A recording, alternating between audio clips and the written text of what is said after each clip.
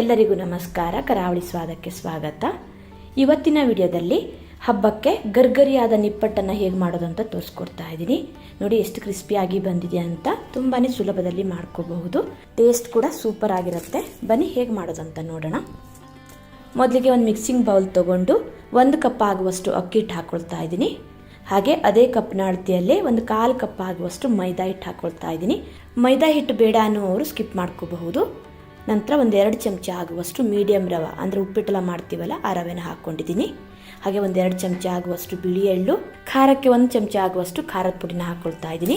ನಂತರ ರೋಸ್ಟ್ ಮಾಡಿರೋ ಸ್ವಲ್ಪ ಕರಿಬೇವನ್ನ ಹಾಕ್ಕೊಳ್ತಾ ಇದ್ದೀನಿ. ಕರಿಬೇವನ್ನ ಸ್ವಲ್ಪ ರೋಸ್ಟ್ ಮಾಡಿ ಹಾಕ್ಕೊಳ್ಳೋದ್ರಿಂದ ಚೆನ್ನಾಗಿರುತ್ತೆ. ಹಾಗೆ ಚಿಕ್ಕದಾಗಿ ಕಟ್ ಮಾಡಿರೋ ಸ್ವಲ್ಪ ಕೊತ್ತಂಬರಿ ಸೊಪ್ಪನ್ನು ಕೂಡ ಸೇರಿಸ್ಕೊಳ್ತಾ ಇದ್ದೀನಿ. ಇದಿಷ್ಟನ್ನು ಹಾಕಿ ನಂತರ 1/4 ಕಪ್ ಆಗುವಷ್ಟು ಹುರ್ಗಡ್ಲೆ, ಹಾಗೆ 1/4 ಕಪ್ ಆಗುವಷ್ಟು ಶೇಂಗಾ ಅಥವಾ ಕಡಲೆ ಬೀಜನ ಮಿಕ್ಸಿ ಜಾರಿಗೆ ಹಾಕಿ ಪುಡಿ ಮಾಡ್ಕೋಬೇಕು. ಕಡಲೆ ಬೀಜನ ಹುರಿದು ಹಾಕಬೇಕಂತಿಲ್ಲ, ಹಾಗೆಯೇ ಹಾಕಬಹುದು. ನೋಡಿ, ಈ ರೀತಿ ಸ್ವಲ್ಪ ತರಿಯಾಗಿ ಪುಡಿ ಮಾಡ್ಕೋಬೇಕು. ಮಿಕ್ಸಿಲಿ 3-4 ರೌಂಡ್ ಹಾಕಿದರೆ ಸಾಕಾಗತ್ತೆ. ಹುರ್ಗಡ್ಲೆ ಮತ್ತು ಕಡಲೆ ಬೀಜ ನೋಡಿ ಈ ರೀತಿ ಸ್ವಲ್ಪ ಚುರುಚುರಾಗಿರಬೇಕು, ತುಂಬ ನುಣ್ಣಗೆ ಪುಡಿ ಆಗಬಾರ್ದು. ಈ ರೀತಿ ಪುಡಿ ಮಾಡ್ಕೊಳ್ಳೋದ್ರಿಂದ ನಿಪ್ಪಟ್ಟು ತಿನ್ನುವಾಗ ಬಾಯಿಗಲ್ಲಲ್ಲಿ ಸಿಗುತ್ತೆ, ಚೆನ್ನಾಗಿರುತ್ತೆ. ನಂತರ ರುಚಿಗೆ ತಕ್ಕಷ್ಟು ಉಪ್ಪು, ಹಾಗೆ 3 ಚಮಚ ಆಗುವಷ್ಟು ಬಿಸಿ ಎಣ್ಣೆನ ಹಾಕ್ಕೊಳ್ತಾ ಇದ್ದೀನಿ. ಬಿಸಿ ಎಣ್ಣೆ ಹಾಕೊಳ್ಳೋದ್ರಿಂದ ನಿಪ್ಪಟ್ಟು ತುಂಬಾ ಚೆನ್ನಾಗಿ ಬರುತ್ತೆ. ಇದೆಲ್ಲವನ್ನು ಹಾಕಿ ನಂತರ ಇದನ್ನು ಚೆನ್ನಾಗಿ ಮಿಕ್ಸ್ ಮಾಡ್ಕೊಳ್ಳಿ. ಬಿಸಿ ಎಣ್ಣೆ ಹಾಕಿರೋದ್ರಿಂದ ನಿಧಾನಕ್ಕೆ ಮಿಕ್ಸ್ ಮಾಡ್ಕೊಳ್ಳಿ, ಕೈ ಸುಡೋ ಚಾನ್ಸಸ್ ಇರುತ್ತೆ. ಎಣ್ಣೆ ಹಿಟ್ಟಲ್ಲಿ ಚೆನ್ನಾಗಿ ಬೆರಿಬೇಕು. ಉಪ್ಪು ಖಾರ ಏನಾದರೂ ಕಡಿಮೆ ಇದ್ದರೆ ಇವಾಗಲೇ ಚೆಕ್ ಮಾಡ್ಕೊಂಡು ಸೇರಿಸ್ಕೊಳ್ಳಿ. ನೋಡಿ, ಈ ರೀತಿ ಚೆನ್ನಾಗಿ ಇದನ್ನು ಮಿಕ್ಸ್ ಮಾಡಿಕೊಂಡು ನಂತರ ಸ್ವಲ್ಪ ನೀರು ಸೇರಿಸ್ಕೊಂಡು ಹಿಟ್ಟನ್ನು ಕಲಿಸಿದ್ರೆ ಆಯಿತು. ತುಂಬ ತೆಳ್ಳಗೆ ಮಾಡಿ ಹಿಟ್ಟನ್ನು ಕಲಿಸ್ಕೊಳ್ಳಿಕ್ಕೆ ಹೋಗಬೇಡಿ. ಚಪಾತಿ ಹಿಟ್ಟಿನ ಅದಕ್ಕಿಂತ ಸ್ವಲ್ಪ ಗಟ್ಟಿಯಾಗಿ ಕಲಿಸ್ಕೊಳ್ಬೇಕು.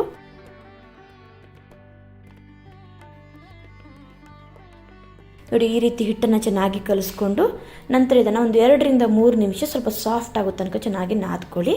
ನೋಡಿ, ಹಿಟ್ಟನ್ನು ಈ ಹದದಲ್ಲಿ ಕಲಿಸ್ಕೊಳ್ಬೇಕು. ತುಂಬ ಗಟ್ಟಿನೂ ಕಲಿಸ್ಕೋಬಾರ್ದು, ತೀರ ತೆಳ್ಳಗೂ ಕಲಿಸ್ಕೊಳ್ಬಾರ್ದು. ಚಪಾತಿ ಹಿಟ್ಟಿನ ಹದಕ್ಕಿಂತ ಸ್ವಲ್ಪ ಗಟ್ಟಿಯಾಗಿ ಕಲಿಸ್ಕೊಳ್ಬೇಕು. ನಾನಿಲ್ಲಿ ಹಿಟ್ಟು ಕಲಿಸ್ಕೊಳ್ಳಿಕ್ಕೆ 1 ಕಪ್ ನೀರು ತೊಗೊಂಡಿದ್ದೆ. ನನಗಿಲ್ಲಿ ಅರ್ಧ ಕಪ್ಗಿಂತ ಸ್ವಲ್ಪ ಜಾಸ್ತಿ ನೀರು ಯೂಸ್ ಆಗಿದೆ. ನೋಡಿ, ಈ ರೀತಿ ಹಿಟ್ಟನ್ನು ಕಲಿಸ್ಕೊಂಡು ನಂತರ ನಿಪ್ಪಟ್ಟು ಹೇಗೆ ಮಾಡೋದಂತ ನೋಡೋಣ. ಸ್ವಲ್ಪ ಹಿಟ್ಟನ್ನು ತಗೊಂಡು ನೋಡಿ ಈ ರೀತಿ ರೋಲ್ ಮಾಡಿ ಚಿಕ್ಕ ಚಿಕ್ಕ ಉಂಡೆಗಳಾಗಿ ಮಾಡ್ಕೊಳ್ತಾ ಇದ್ದೀನಿ. ಹೀಗೆ ಮಾಡೋದ್ರಿಂದ ಎಲ್ಲ ನಿಪ್ಪಟ್ಟು ಒಂದೇ ಸೈಜಲ್ಲಿರುತ್ತೆ. ಮೊದಲಿಗೆ ನಾನಿಲ್ಲಿ 5 ಆಗುವಷ್ಟು ಉಂಡೆನ ಮಾಡಿಟ್ಕೊಂಡಿದ್ದೀನಿ. ನಂತರ ಇವಾಗ ಒಂದು ತೆಳ್ಳಗಿನ ಪ್ಲಾಸ್ಟಿಕ್ ಶೀಟ್ನ ತೊಗೊಂಡು 1 ಉಂಡೆನ ತೊಗೊಂಡು ನೋಡಿ ಈ ರೀತಿ ಪ್ಲಾಸ್ಟಿಕ್ ಶೀಟ್ ಮೇಲೆ ಇಟ್ಟು ಕೈಯಿಂದ ಚೆನ್ನಾಗಿ ತಟ್ಕೊಳ್ಬೇಕು. ಹಿಟ್ಟೇನಾದರೂ ಕೈಗೆ ಅಂಟ್ಕೊಳ್ತಾ ಇದೆ ಅಂದರೆ ಸ್ವಲ್ಪ ಕೈಗೆ ಎಣ್ಣೆನ ಹಚ್ಕೊಳ್ಳಿ. ನೋಡಿ, ಈ ರೀತಿ ನೀಟಾಗಿ ತಟ್ಕೊಂಡ್ರೆ ಆಯಿತು. ತೀರ ದಪ್ಪನೂ ಮಾಡ್ಕೊಳ್ಳಿಕ್ಕೆ ಹೋಗಬೇಡಿ, ತುಂಬ ತೆಳ್ಳಗೂ ಮಾಡ್ಕೊಳ್ಳಿಕ್ಕೆ ಹೋಗಬೇಡಿ, ಚೆನ್ನಾಗಿರಲ್ಲ.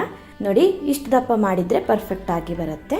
ಈ ರೀತಿ ಕೈಯಿಂದ ತಟ್ಟಲಿಕ್ಕೆ ಕಷ್ಟ ಆಗುತ್ತೆ ಅಥವಾ ಕೈ ಬೆರಳು ನೋವು ಬರುತ್ತೆ ಅನ್ನೋರು ನೋಡಿ ಈ ರೀತಿ ವಿಡಿಯೋದಲ್ಲಿ ತೋರಿಸಿದ ಹಾಗೆ ಒಂದು ಬೌಲ್ ಅಥವಾ ಗ್ಲಾಸ್ನ ಸಹಾಯದಿಂದ ನೋಡಿ ಈ ರೀತಿ ಪ್ರೆಸ್ ಮಾಡ್ಕೊಂಡು ನಿಪ್ಪಟ್ಟನ್ನ ಮಾಡ್ಕೊಂಡ್ರೆ ಆಯಿತು. ತುಂಬ ಬೇಗನೆ ಮಾಡ್ಕೋಬಹುದು. ನೋಡಿ ಎಷ್ಟು ಚೆನ್ನಾಗಿ ಬಂದಿದೆ ಅಂತ. ನಿಮ್ಗೆ ಹೇಗೆ ಈಸಿ ಆಗುತ್ತೆ ನೀವು ಆ ರೀತಿ ಮಾಡ್ಕೊಳ್ಳಿ. ನಾನಿಲ್ಲಿ 5 ಆಗುವಷ್ಟು ನಿಪ್ಪಟ್ಟನ್ನು ಮಾಡಿಟ್ಕೊಂಡಿದ್ದೀನಿ. ನಂತರ ಇದನ್ನು ಎಣ್ಣೆಯಲ್ಲಿ ಫ್ರೈ ಮಾಡ್ಕೊಳ್ಬೇಕು. ನೋಡಿ, ನಿಪ್ಪಟ್ಟು ಇಷ್ಟು ದಪ್ಪ ಇರಬೇಕು. ತುಂಬ ತೆಳ್ಳಗೂ ಮಾಡ್ಕೊಳ್ಳಿಕ್ಕೆ ಹೋಗಬೇಡಿ, ದಪ್ಪನೂ ಮಾಡ್ಕೊಳ್ಳಿಕ್ಕೆ ಹೋಗಬೇಡಿ. ಇದನ್ನು ಇವಾಗ ಎಣ್ಣೆಯಲ್ಲಿ ಫ್ರೈ ಮಾಡ್ಕೊಳ್ಬೇಕು. ಹಾಕಿದ ತಕ್ಷಣ ಮಗ್ಸ್ಲಿಕ್ಕೆ ಹೋಗಬೇಡಿ. 1-2 ನಿಮಿಷ ಹಾಗೆ ಬಿಟ್ಟು ನಂತರ ನಿಧಾನಕ್ಕೆ ಈ ರೀತಿ ಮಗ್ಚಾಕ್ತಾನೆ ಚೆನ್ನಾಗಿ ಫ್ರೈ ಮಾಡ್ಕೊಳ್ಳಿ. ಎಲ್ಲ ಕಡೆಯದು ಚೆನ್ನಾಗಿ ಫ್ರೈ ಆಗಲಿ. ಗ್ಯಾಸ್ನ ಮಧ್ಯಮ ಉರಿಯಲ್ಲಿ ಇಟ್ಕೊಂಡೆ ಫ್ರೈ ಮಾಡ್ಕೊಳ್ಳಿ. ಹೈ ಫ್ಲೇಮಲ್ಲಿಟ್ಟು ಫ್ರೈ ಮಾಡ್ಕೊಳ್ಳಿಕ್ಕೆ ಹೋಗಬೇಡಿ, ಬೇಗ ಕಪ್ಪಗಾಗತ್ತೆ, ಸರಿಯಾಗಿ ಇದು ಗರ್ಗರಿಯಾಗಿ ಬರಲ್ಲ. ಮೈದಾ ಹಿಟ್ಟು ಹಾಕದೇನೂ ಕೂಡ ಯಾವ ರೀತಿ ನಿಪ್ಪಟ್ಟನ್ನು ಮಾಡಬಹುದಂತ ಆಲ್ರೆಡಿ ವಿಡಿಯೋನ ಅಪ್ಲೋಡ್ ಮಾಡಿದ್ದೀನಿ. ಬೇಕಿದ್ದರೆ ಡಿಸ್ಕ್ರಿಪ್ಷನಲ್ಲಿ ಹಾಕಿರ್ತೀನಿ, ಚೆಕ್ ಮಾಡ್ಕೋಬಹುದು. ಬಬಲ್ಸ್ ಎಲ್ಲ ಸ್ವಲ್ಪ ಕಡಿಮೆ ಆಗಿ ಕ್ರಿಸ್ಪಿಯಾಗಿ ಹೊಂಬಣ್ಣ ಬರೋ ತನಕ ಇದನ್ನು ಚೆನ್ನಾಗಿ ಫ್ರೈ ಮಾಡಿಕೊಂಡು ಎಣ್ಣೆಯಿಂದ ತೆಗೆದ್ರೆ ಆಯಿತು. ನೋಡಿ, ನಿಪ್ಪಟ್ಟು ಎಷ್ಟು ಚೆನ್ನಾಗಿ ಬಂದಿದೆ ಅಂತ. ಇದೇ ರೀತಿ ಎಲ್ಲ ನಿಪ್ಪಟ್ಟನ್ನು ಫ್ರೈ ಮಾಡಿಕೊಂಡ್ರೆ ಆಯಿತು. ನೋಡಿ, ಈ ರೀತಿ ತುಂಬಾ ಸುಲಭದಲ್ಲಿ ಬೇಗನೆ ಗರ್ಗರಿಯಾದ ನಿಪ್ಪಟ್ಟನ್ನು ಹಬ್ಬಕ್ಕೆ ಮಾಡ್ಕೊಳ್ಬಹುದು. ಟೇಸ್ಟು ಅಷ್ಟೇ ಸೂಪರ್ ಆಗಿರುತ್ತೆ. ಗರ್ಗರಿಯಾದ ಚಕ್ಲಿನ ಮಾಡಿ ತೋರಿಸ್ತಾ ಇದ್ದೀನಿ. ಯಾವುದೇ ಹಬ್ಬಕ್ಕಾಗಲಿ ಅಥವಾ ಚಕ್ಲಿ ತಿನ್ಬೇಕನ್ನಿಸ್ದಾಗ ಈ ರೀತಿ ದಿಢೀರಾಗಿ 10-15 ನಿಮಿಷದಲ್ಲಿ ಚಕ್ಲಿನ ಮಾಡ್ಕೋಬಹುದು. ಟೇಸ್ಟ್ ಅಂತೂ ಸೂಪರ್ ಆಗಿರುತ್ತೆ. ಬನ್ನಿ ಹೇಗೆ ಮಾಡೋದು ಅಂತ ನೋಡೋಣ. ಮೊದಲಿಗೆ ಸ್ಟೋವ್ ಮೇಲೆ ಒಂದು ಪ್ಯಾನ್ ಇಟ್ಟು ಅಕ್ಕಿ ಹಿಟ್ಟನ್ನು ಹಾಕೋತಾ ಇದ್ದೀನಿ. ನಾನಿಲ್ಲಿ 2 ಕಪ್ ಆಗುವಷ್ಟು ಅಕ್ಕಿ ಹಿಟ್ಟನ್ನು ಹಾಕ್ಕೊಂಡಿದ್ದೀನಿ. ಗ್ಯಾಸ್ನ ಲೋ ಫ್ಲೇಮಲ್ಲಿಟ್ಟು ಅಕ್ಕಿ ಹಿಟ್ಟನ್ನು ಸ್ವಲ್ಪ ಹುರ್ಕೋಬೇಕು. ಈ ರೀತಿ ಅಕ್ಕಿ ಹಿಟ್ಟನ್ನು ಸ್ವಲ್ಪ ಹುರ್ಕೊಂಡು ಮಾಡೋದ್ರಿಂದ ಚಕ್ಲಿ ತುಂಬಾ ಚೆನ್ನಾಗಿ ಬರುತ್ತೆ. ತುಂಬ ಹೊತ್ತೇನು ಹುರಿಯೋದು ಬೇಡ, ಸ್ವಲ್ಪ ಇದು ಬಿಸಿ ಆದರೆ ಸಾಕು. ನಾನಿಲ್ಲಿ 2-3 ನಿಮಿಷ ಅಕ್ಕಿ ಹಿಟ್ಟನ್ನು ಸ್ವಲ್ಪ ಬಿಸಿ ಮಾಡ್ಕೊಂಡಿದ್ದೀನಿ. ಅಕ್ಕಿ ಹಿಟ್ಟು ಕಲರ್ ಚೇಂಜ್ ಆಗಬಾರ್ದು. ಲೋ ಫ್ಲೇಮಲ್ಲಿ ಇಟ್ಕೊಂಡೇ ಹುರ್ಕೋಬೇಕು. ನೋಡಿ ಈ ರೀತಿ ಸ್ವಲ್ಪ ಬಿಸಿ ಮಾಡಿಕೊಂಡು ಇದನ್ನು ಒಂದು ಅಗಲವಾದ ಪ್ಲೇಟ್ಗೆ ಅಥವಾ ಪಾತ್ರೆಗೆ ಹಾಕೊಳ್ಳಿ. ನಂತರ ಚಿಟಿಕೆ ಆಗುವಷ್ಟು ಇಂಗು, 2 ಚಮಚ ಆಗುವಷ್ಟು ಬಿಳಿ ಎಳ್ಳು, ಕರಿ ಎಳ್ಳು ಕೂಡ ಹಾಕೋಬಹುದು. ಹಾಗೆ 1/4 ಚಮಚ ಆಗುವಷ್ಟು ಓಂಕಾಳು, ಅರ್ಧ ಚಮಚ ಆಗುವಷ್ಟು ಜೀರಿಗೆ, ಖಾರಕ್ಕೆ 1 ಚಮಚ ಆಗುವಷ್ಟು ಚಿಲ್ಲಿ ಪೌಡರ್ ಹಾಕ್ಕೊಂಡಿದ್ದೀನಿ. ನಂತರ ರುಚಿಗೆ ತಕ್ಕಷ್ಟು ಉಪ್ಪು, 2 ಚಮಚ ಆಗುವಷ್ಟು ಬೆಣ್ಣೆ ಹಾಕೋತಾ ಇದ್ದೀನಿ. ಬೆಣ್ಣೆ ಬಿಸಿ ಮಾಡಿ ಕೂಡ ಹಾಕೋಬಹುದು. ಬೆಣ್ಣೆ ಬದಲು ತುಪ್ಪ, ಎಣ್ಣೆ ಕೂಡ ಯೂಸ್ ಮಾಡಬಹುದು. ನಂತರ ಒಂದು ಮಿಕ್ಸಿ ಜಾರ್ ತಗೊಂಡು 3/4 ಕಪ್ ಆಗುವಷ್ಟು ಹುರ್ಗಡ್ಲೆನ ಹಾಕೋತಾ ಇದ್ದೀನಿ. ನಂತರ ಹುರ್ಗಡ್ಲೆನ ನೋಡಿ ಈ ರೀತಿ ನೈಸಾಗಿ ಪೌಡರ್ ಮಾಡ್ಕೋಬೇಕು. ನುಣ್ಣಗೆ ಈ ರೀತಿ ಪೌಡರ್ ಮಾಡ್ಕೊಂಡಿದ್ದನ್ನು ಒಂದು ಜರಡಿಗೆ ಹಾಕೋತಾ ಇದ್ದೀನಿ. ಜರಡಿಗೆ ಹಾಕಿ ಸಾಣಿಸ್ಕೋಬೇಕು. ಚಿಕ್ಕ ಚಿಕ್ಕ ಪೀಸ್ ಏನಾದರೂ ಇದ್ದರೆ ಚಕ್ಲಿ ಮಾಡುವಾಗ ಕಟ್ಟಾಗೋ ಚಾನ್ಸಸ್ ಇರುತ್ತೆ. ನೋಡಿ ಈ ರೀತಿ ಚೆನ್ನಾಗಿ ಸಾಣಿಸ್ಕೊಂಡು ಇದನ್ನು ಇವಾಗ ಕಲಿಸ್ಕೋಬೇಕು. 2 ಕಪ್ ಅಕ್ಕಿ ಹಿಟ್ಟಿಗೆ 3/4 ಕಪ್ ಆಗುವಷ್ಟು ಹುರ್ಗಡ್ಲೆ ಹಾಕ್ಕೊಂಡ್ರೆ ಚಕ್ಲಿ ತುಂಬಾ ಕ್ರಿಸ್ಪಿಯಾಗಿ ಸಾಫ್ಟಾಗಿ ಬರುತ್ತೆ. ನೋಡಿ ಈ ರೀತಿ ಚೆನ್ನಾಗಿ ಮಿಕ್ಸ್ ಮಾಡ್ಕೊಳ್ಳಿ. ಬೆಣ್ಣೆ ಖಾರ ಎಲ್ಲ ಹಿಟ್ಟಿನ ಜೊತೆ ಚೆನ್ನಾಗಿ ಮಿಕ್ಸ್ ಆಗಲಿ. ನೋಡಿ ಈ ರೀತಿ ಮುಷ್ಟಿ ಕಡ್ದಾಗ ಇದು ಶೇಪ್ ಬರಬೇಕು. ಅಷ್ಟರ ತನಕ ಹಿಟ್ಟನ್ನು ಚೆನ್ನಾಗಿ ಮಿಕ್ಸ್ ಮಾಡ್ಕೊಳ್ಳಿ. ಚೆನ್ನಾಗಿ ಈ ರೀತಿ ಮಿಕ್ಸ್ ಮಾಡಿದ ಮೇಲೆ ಉಪ್ಪು ಖಾರ ಏನಾದರೂ ಕಡಿಮೆ ಇದ್ದರೆ ಚೆಕ್ ಮಾಡ್ಕೊಂಡು ಸೇರಿಸ್ಕೋಬಹುದು. ನಂತರ ಸ್ವಲ್ಪ ನೀರು ಹಾಕ್ಕೊಂಡು ಹಿಟ್ಟನ್ನು ಚೆನ್ನಾಗಿ ಕಲಿಸ್ಕೋಬೇಕು. ಮೊದಲಿಗೆ ನಾನಿಲ್ಲಿ 1 ಕಪ್ ಆಗುವಷ್ಟು ನೀರು ತೊಗೊಂಡಿದ್ದೀನಿ. ನೋಡಿ ಈ ರೀತಿ ಚುರ್ಚುರೇ ನೀರು ತೊಗೊಂಡು ಹಿಟ್ಟನ್ನು ಚೆನ್ನಾಗಿ ಕಲಿಸ್ಕೊಳ್ಳಿ. ನಾನಿಲ್ಲಿ ತಣ್ಣೀರಲ್ಲಿ ಹಿಟ್ಟನ್ನು ಕಲಿಸ್ಕೊತಾ ಇದ್ದೀನಿ. ಒಂದು ವೇಳೆ ನೀವು ಹಿಟ್ಟನ್ನು ಹುರ್ಕೊಂಡಿಲ್ಲ ಅಥವಾ ಬಿಸಿ ಮಾಡ್ಕೊಂಡಿಲ್ಲ ಅಂದರೆ ಬಿಸಿ ನೀರಲ್ಲಿ ಹಿಟ್ಟನ್ನು ಚೆನ್ನಾಗಿ ಕಲಿಸ್ಕೊಳ್ಳಿ. ತುಂಬ ಬಿಸಿ ಇರಬೇಕಂತಿಲ್ಲ, ಉಗುರು ಬೆಚ್ಚನೆ ಬಿಸಿ ಇದ್ದರೆ ಸಾಕಾಗತ್ತೆ. ನೋಡಿ ಈ ರೀತಿ ಚುರ್ಚುರಿ ನೀರು ಹಾಕ್ಕೊಂಡು ಹಿಟ್ಟನ್ನು ಚೆನ್ನಾಗಿ ಕಲಿಸ್ಕೊಳ್ಳಿ. ಹಿಟ್ಟನ್ನು ತುಂಬ ತೆಳ್ಳಗೂ ಮಾಡ್ಕೊಳ್ಳಿಕ್ಕಿಲ್ಲ, ತುಂಬ ಗಟ್ಟಿನೂ ಮಾಡ್ಕೊಳ್ಳಿಕ್ಕಿಲ್ಲ. ನೋಡಿ ಈ ರೀತಿ ಈ ಹದದಲ್ಲಿ ಹಿಟ್ಟನ್ನು ಕಲಿಸ್ಕೋಬೇಕು. ಹಿಟ್ಟು ಕಲಿಸ್ಕೊಂಡಾದ್ಮೇಲೆ 2 ರಿಂದ 3 ನಿಮಿಷ ಚೆನ್ನಾಗಿ ನಾದ್ಕೊಳ್ಳಿ. ಹಿಟ್ಟು ಸಾಫ್ಟ್ ಆಗಬೇಕು. ಹಿಟ್ಟು ತೆಳ್ಳಗಾದರೆ ಮುಳ್ಳು ಶೇಪ್ ಸರಿಯಾಗಿ ಬರಲ್ಲ. ಹಾಗೆ ಹಿಟ್ಟು ಗಟ್ಟಿಯಾದರೂ ಕೂಡ ಚಕ್ಲಿ ಮಾಡುವಾಗ ತುಂಡಾಗ್ತಾ ಇರುತ್ತೆ. ಹಾಗಾಗಿ ಹಿಟ್ಟನ್ನು ಸರಿಯಾಗಿ ಕಲಿಸ್ಕೊಳ್ಳೋದು ತುಂಬಾ ಮುಖ್ಯ. ನೋಡಿ ಈ ರೀತಿ ಇಷ್ಟು ಸಾಫ್ಟಾಗಿ ಹಿಟ್ಟನ್ನು ಕಲಿಸ್ಕೋಬೇಕು. ನೋಡಿ ಈ ರೀತಿ ಹಿಟ್ಟನ್ನು ಕಲಿಸ್ಕೊಳ್ಳೋದ್ರಿಂದ ಚಕ್ಲಿ ತುಂಬಾ ಚೆನ್ನಾಗಿ ಪರ್ಫೆಕ್ಟಾಗಿ ಬರುತ್ತೆ. ನಾನು ತೊಗೊಂಡಿರೋ ಕ್ವಾಂಟಿಟಿಗೆ ನನಗಿಲ್ಲಿ 1/4 ಕಪ್ ಆಗುವಷ್ಟು ನೀರು ಯೂಸ್ ಆಗಿದೆ. ಹಿಟ್ಟು ಕಲಸಾದ್ಮೇಲೆ ಇದನ್ನು ಹೀಗೆ ಇಡಬೇಡಿ.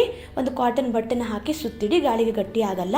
ನಂತರ ಚಕ್ಲಿ ಹೇಗೆ ಮಾಡೋದಂತ ನೋಡೋಣ. ನಾನಿಲ್ಲಿ ಸ್ಟಾರ್ ಪ್ಲೇಟ್ನ ತೊಗೊಂಡಿದ್ದೀನಿ. ಸ್ವಲ್ಪ ಎಣ್ಣೆನ ಹಚ್ಕೋತಾ ಇದ್ದೀನಿ. ಎಣ್ಣೆ ಹಚ್ಕೊಳ್ಳೋದ್ರಿಂದ ಹಿಟ್ಟು ಒಳಗಡೆ ಅಂಟ್ಕೊಳ್ಳಲ್ಲ, ಈಸಿಯಾಗಿ ಬರುತ್ತೆ. ನೋಡಿ ಈ ರೀತಿ ಎಣ್ಣೆನ ಹಚ್ಕೊಂಡು ನಂತರ ಇದಕ್ಕೆ ಹಿಟ್ಟನ್ನು ಹಾಕ್ಕೋಬೇಕು. ಸ್ವಲ್ಪ ಹಿಟ್ಟು ತಗೊಂಡು ನೋಡಿ ಈ ರೀತಿ ಸಿಲಿಂಡರ್ ಶೇಪಲ್ಲಿ ಮಾಡಿ ಚಕ್ಲಿ ಅಚ್ಚಿಗೆ ಹಿಟ್ಟನ್ನು ತುಂಬಿದ್ರೆ ಆಯಿತು. ಚಕ್ಲಿ ಅಚ್ಚಿಗೆ ಎಷ್ಟು ಹಿಟ್ಟು ಹಿಡಿಯುತ್ತೋ ಅಷ್ಟು ಹಿಟ್ಟನ್ನು ಹಾಕಿ ಕ್ಲೋಸ್ ಮಾಡ್ಕೋಬೇಕು. ನೋಡಿ ಈ ರೀತಿ ಹಿಟ್ಟನ್ನು ಹಾಕಿ ಸ್ವಲ್ಪ ಈ ರೀತಿ ಪ್ರೆಸ್ ಮಾಡ್ಕೊಳ್ಳಿ. ಹಿಟ್ಟು ಹಾಕಿದ ಮೇಲೆ ನೋಡಿ ಈ ರೀತಿ ಮೋಲ್ಡನ್ನು ಕ್ಲೋಸ್ ಮಾಡಿಕೊಂಡ್ರೆ ಆಯಿತು. ಚಕ್ಲಿ ಅಚ್ಚಿಗೆ ಹಿಟ್ಟನ್ನು ತುಂಬಿದ ಮೇಲೆ ಈ ಉಳಿದ ಹಿಟ್ಟಿಗೆ ಇದೇ ರೀತಿ ಬಟ್ಟೆನ ಮುಚ್ಚಿಡಿ, ಗಾಳಿಗೆ ಗಟ್ಟಿ ಆಗಲ್ಲ. ನಂತರ ಚಕ್ಲಿ ಹೇಗೆ ಮಾಡೋದಂತ ನೋಡೋಣ. ನಾನಿಲ್ಲಿ ಒಂದು ಪ್ಲೇಟ್ ಮೇಲೆ ಈ ರೀತಿಯಾದ ಒಂದು ಪ್ಲಾಸ್ಟಿಕ್ ಶೀಟನ್ನು ಇಟ್ಟಿದ್ದೀನಿ. ಪ್ಲಾಸ್ಟಿಕ್ ಶೀಟ್ ಬದಲು ಬಟರ್ ಪೇಪರ್, ಬಾಳೆ ಎಲೆ ಮೇಲೂ ಕೂಡ ಮಾಡ್ಕೋಬಹುದು. ನಂತರ ಚಕ್ಲಿ ಅಚ್ಚನ್ನು ಪ್ರೆಸ್ ಮಾಡ್ತಾ ನೋಡಿ ಈ ರೀತಿ ನಿಧಾನಕ್ಕೆ ರೌಂಡ್ ಹಾಕಿ ಚಕ್ಲಿನ ಮಾಡಿಕೊಂಡ್ರೆ ಆಯಿತು. ನಿಮಗೆ ಎಷ್ಟು ರೌಂಡ್ ಬೇಕೋ ಅಷ್ಟು ರೌಂಡಲ್ಲಿ ಚಕ್ಲಿನ ಮಾಡ್ಕೊಳ್ಳಿ. ನಾನಿಲ್ಲಿ 3 ರಿಂದ 4 ರೌಂಡ್ ಆಗುವಷ್ಟು ಚಕ್ಲಿನ ಮಾಡ್ಕೊಂಡಿದ್ದೀನಿ. ನೋಡಿ ಎಷ್ಟು ಚೆನ್ನಾಗಿ ಬಂದಿದೆ ಅಂತ. ನೋಡಿ ಈ ರೀತಿ ಚಕ್ಲಿ ಮಾಡ್ಕೊಳ್ಳುವಾಗ ಒಂದು ಚೂರು ಕಟ್ಟಾಗ್ತಾ ಇಲ್ಲ. ಮುಳ್ಮುಳ್ಳು ಶೇಪ್ ಕೂಡ ಎಷ್ಟು ಚೆನ್ನಾಗಿ ಬಂದಿದೆ ನೋಡಿ. ಒಂದು ವೇಳೆ ನೀವು ಚಕ್ಲಿ ಮಾಡುವಾಗ ಕಟ್ಟಾಗ್ತಾ ಇದೆ, ಸರಿಯಾಗಿ ಬರ್ತಾ ಇಲ್ಲ ಅಂತಂದರೆ ಹಿಟ್ಟು ಗಟ್ಟಿಯಾಗಿರುತ್ತೆ. ಸ್ವಲ್ಪ ನೀರು ಹಾಕ್ಕೊಂಡು ಹಿಟ್ಟನ್ನು ಚೆನ್ನಾಗಿ ಕಲಿಸ್ಕೊಳ್ಳಿ. ಹಾಗೆ ಒಂದೇ ಸಲ ಜಾಸ್ತಿ ಚಕ್ಲಿನ ಮಾಡಿಟ್ಕೊಳ್ಳಿಕ್ಕೆ ಹೋಗಬೇಡಿ. ಸ್ವಲ್ಪ ಮಾಡಿಕೊಂಡು ಎಣ್ಣೆಯಲ್ಲಿ ಫ್ರೈ ಮಾಡ್ಕೊಳ್ಳಿ. ಚಕ್ಲಿ ಎಣ್ಣೆಯಲ್ಲಿ ಫ್ರೈ ಆಗ್ತಿರುವಾಗಲೇ ಈ ರೀತಿ ಸ್ವಲ್ಪ ಚಕ್ಲಿನ ಮಾಡ್ಕೋಬಹುದು. ಒಂದೇ ಸಲ ಜಾಸ್ತಿ ಮಾಡಿಕೊಂಡ್ರೆ ಗಾಳಿಗೆ ಗಟ್ಟಿಯಾಗಿ ಚಕ್ಲಿ ಗಟ್ಟಿಯಾಗಿಬಿಡುತ್ತೆ. ನೋಡಿ ನಾನಿಲ್ಲಿ ಸ್ವಲ್ಪ ಚಕ್ಲಿನ ಮಾಡ್ಕೊಂಡಿದ್ದೀನಿ. ಇದನ್ನು ಇವಾಗ ಎಣ್ಣೆಯಲ್ಲಿ ಫ್ರೈ ಮಾಡ್ಕೋಬೇಕು. ಚಕ್ಲಿ ಎಣ್ಣೆಯಲ್ಲಿ ಬಿಡುವಾಗ ನೋಡಿ ಈ ರೀತಿ ದೋಸೆ ಸಟ್ಟುಗ ಅಥವಾ ಕೈಯಿಂದನೂ ಕೂಡ ಬಿಡಬಹುದು. ಎಣ್ಣೆ ಮೀಡಿಯಮ್ ಆಗಿ ಕಾದ್ಮೇಲೆ ನೋಡಿ ಈ ರೀತಿ ಒಂದೊಂದೇ ಚಕ್ಲಿನ ಎಣ್ಣೆಲಿ ಬಿಟ್ಟರೆ ಆಯಿತು. ಎಣ್ಣೆ ಜಾಸ್ತಿ ಕಾಯಿಸ್ಕೊಳ್ಳಿಕ್ಕೆ ಹೋಗಬೇಡಿ. ಹಾಕಿದ ತಕ್ಷಣ ಕಪ್ಪಗಾಗುತ್ತೆ, ಒಳಗಡೆ ಸರಿಯಾಗಿ ಬೇಯಲ್ಲ. ಹಾಕಿದ ತಕ್ಷಣ ತಿರ್ಗಿಸ್ಲಿಕ್ಕೆ ಹೋಗಬೇಡಿ. 1 ನಿಮಿಷ ಆದಮೇಲೆ ನೋಡಿ ಈ ರೀತಿ ಮಗ್ಚಾಕ್ತಾನೆ ಫ್ರೈ ಮಾಡ್ಕೊಳ್ಳಿ. ನೋಡಿ ಈ ರೀತಿ ಚೆನ್ನಾಗಿ ತಿರ್ಗಿಸ್ತಾ ಮಗ್ಚಾಕಿ ಫ್ರೈ ಮಾಡ್ಕೊಳ್ಳಿ. ಎಲ್ಲ ಕಡೆ ಚೆನ್ನಾಗಿ ಫ್ರೈ ಆಗುತ್ತೆ. ಹಾಗೆ ಒಂದೇ ಕಲರಲ್ಲಿ ಇರುತ್ತೆ. ಚಕ್ಲಿನ ತುಂಬ ಫ್ರೈ ಮಾಡ್ಕೊಳ್ಳಿಕ್ಕೆ ಹೋಗಬೇಡಿ. ಜಾಸ್ತಿ ಫ್ರೈ ಮಾಡಿಕೊಂಡ್ರೆ ಚಕ್ಲಿ ಗಟ್ಟಿಯಾಗಿಬಿಡುತ್ತೆ. ಬಬಲ್ಸ್ ಎಲ್ಲ ಸ್ವಲ್ಪ ಕಡಿಮೆ ಆಗೋ ತನಕ ಫ್ರೈ ಮಾಡ್ಕೋಬೇಕು. ನೋಡಿ ಈ ರೀತಿ ಬಬಲ್ಸ್ ಎಲ್ಲ ಸ್ವಲ್ಪ ಕಡಿಮೆ ಆಗಿ ಕ್ರಿಸ್ಪಿಯಾಗಿ ಹೊಂಬಣ್ಣ ಬರೋ ತನಕ ಫ್ರೈ ಮಾಡಿಕೊಂಡ್ರೆ ಸಾಕು. ನೋಡಿ ಇದು ರೆಡಿ ಆಗಿದೆ. ಎಣ್ಣೆಯಿಂದ ತೆಕ್ಕೋತಾ ಇದ್ದೀನಿ. ನೋಡಿ ಚಕ್ಲಿ ಎಷ್ಟು ಚೆನ್ನಾಗಿ ಬಂದಿದೆ ಅಂತ. ಈ ರೀತಿ ತುಂಬಾ ಈಸಿಯಾಗಿ 10 ರಿಂದ 15 ನಿಮಿಷದಲ್ಲಿ ಗರ್ಗರಿಯಾದ ಚಕ್ಲಿನ ಮಾಡ್ಕೋಬಹುದು. ನೋಡಿ ಗರ್ಗರಿಯಾದ ಚಕ್ಲಿ ರೆಡಿ ಆಗಿದೆ. ಎಷ್ಟು ಕ್ರಿಸ್ಪಿಯಾಗಿ ಬಂದಿದೆ ನೋಡಿ. ಚೆನ್ನಾಗಿ ತಣದ ಮೇಲೆ ಒಂದು ಏರ್ಟೈಟ್ ಬಾಕ್ಸಲ್ಲಿ ಹಾಕಿ ಸ್ಟೋರ್ ಮಾಡಿ ಇಟ್ಕೊಂಡ್ರೆ ತಿಂಗಳವರೆಗಿಟ್ಟು ತಿನ್ಬಹುದು. ಗರ್ಗರಿಯಾಗಿರುತ್ತೆ. ಇವತ್ತಿನ ವಿಡಿಯೋದಲ್ಲಿ ತುಂಬಾ ಗರ್ಗರಿಯಾದ ಹಾಗೆ ಅಷ್ಟೇ ರುಚಿಯಾದ ಕರ್ಜಿಕಾಯಿನ ಹೇಗೆ ಮಾಡೋದಂತ ತೋರಿಸ್ಕೊಡ್ತಾ ಇದ್ದೀನಿ. ನೋಡಿ ಎಷ್ಟು ಕ್ರಿಸ್ಪಿಯಾಗಿ ಬಂದಿದೆ ಅಂತ. ನೀವು 15 ದಿನ ಇಟ್ಟರು ಇದು ಹಾಗೆ ಗರ್ಗರಿಯಾಗೇ ಇರುತ್ತೆ. ತುಂಬಾ ಸುಲಭವಾಗಿ ಮಾಡ್ಕೋಬಹುದು. ಬನ್ನಿ ಯಾವ ರೀತಿ ಮಾಡೋದಂತ ನೋಡೋಣ. ಮೊದಲಿಗೆ ಹಿಟ್ಟು ಕಲಿಸ್ಕೊಳ್ಳಿಕ್ಕೆ ಒಂದು ಮಿಕ್ಸಿಂಗ್ ಬೌಲ್ಗೆ 1 ಕಪ್ ಆಗುವಷ್ಟು ಮೈದಾ ಹಾಗೆ 1 ಕಪ್ ಆಗುವಷ್ಟು ಚಿರೋಟಿ ರವೆನ ತೊಗೊಂಡಿದ್ದೀನಿ. ನಂತರ ಸ್ವಲ್ಪ ಉಪ್ಪನ್ನು ಹಾಕೋತಾ ಇದ್ದೀನಿ. ಹಾಗೆ ನಾನಿಲ್ಲಿ 2 ರಿಂದ 3 ಚಮಚ ಆಗುವಷ್ಟು ತುಪ್ಪನ ಬಿಸಿ ಮಾಡಿ ಸೇರಿಸ್ಕೊತಾ ಇದ್ದೀನಿ. ತುಪ್ಪ ಹಾಕೋದ್ರಿಂದ ಟೇಸ್ಟ್ ಚೆನ್ನಾಗಿ ಬರುತ್ತೆ. ತುಪ್ಪನ ಸ್ವಲ್ಪ ಬಿಸಿ ಮಾಡಿ ಹಾಕೋದ್ರಿಂದ ಕರ್ಜಿಕಾಯಿ ತುಂಬ ಕ್ರಿಸ್ಪಿಯಾಗಿ ಬರುತ್ತೆ. ಬಿಸಿ ಇರೋದ್ರಿಂದ ಸ್ಪೂನ್ ಸಹಾಯದಿಂದ ಮಿಕ್ಸ್ ಮಾಡ್ಕೊತಾ ಇದ್ದೀನಿ. ಚೆನ್ನಾಗಿ ಒಂದ್ಸಲ ಮಿಕ್ಸ್ ಮಾಡ್ಕೊಂಡಾದ್ಮೇಲೆ ಸ್ವಲ್ಪ ನೀರು ಹಾಕೊಂಡು ಹಿಟ್ಟನ್ನು ಕಲಿಸ್ಕೋಬೇಕು. ಒಂದೇ ಸಲ ಜಾಸ್ತಿ ನೀರು ಹಾಕೊಳ್ಳಿಕ್ಕೆ ಹೋಗ್ಬಿಡಿ. ಸ್ವಲ್ಪ ನೀರು ಹಾಕೊಂಡು ಹಿಟ್ಟನ್ನ ಚೆನ್ನಾಗಿ ಕಲಿಸ್ಕೊಳ್ಳಿ. ಪೂರಿ ಮಾಡುವಾಗೆಲ್ಲ ಹೇಗೆ ಹಿಟ್ಟು ಕಲಿಸ್ಕೋತೀವಲ್ಲ ಅದೇ ರೀತಿ ಅದೇ ಹದದಲ್ಲಿ ಹಿಟ್ಟನ್ನು ಕಲಿಸ್ಕೊಂಡ್ರೆ ಆಯಿತು.